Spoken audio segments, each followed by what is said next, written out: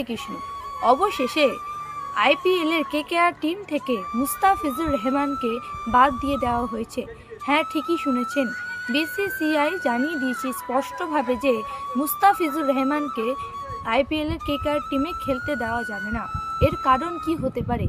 এর কারণ হচ্ছে বাংলাদেশের সরকার থেকে শুরু করে বাংলাদেশের সমস্ত জনগণ ভারত দখলের কথা বলে।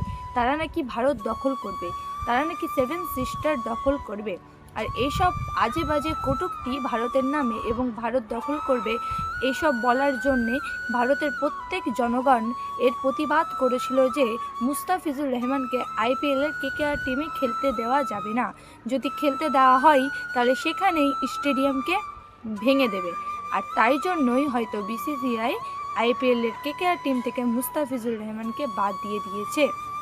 যাই হোক, প্রতিবাদ যদি সকলে মিলে একসাথে এবং সঠিক দিকে করে তাহলে সেটা অবশ্যই ঠিক হবে। আর এর ফলস্বরূপ এটাই আপনারা দেখতে পারেন, সকলে মিলে যেগুলো ভুল কাজ, যেগুলো ভুল করা হয়, যেমন বাংলাদেশ আমাদের নামে কেন কটূক্তি করবে, এসব তো ঠিক কাজ না, না? তো এইসব ভুল কাজগুলোকে দেখে আমাদের অবশ্যই সকলে মিলে প্রতিবাদ করতে হবে। আর প্রতিবাদের ফলস্বরূপ এরমই হবে। হরে কৃষ্ণ, রাধে রাধে, জয় শ্রীরাম।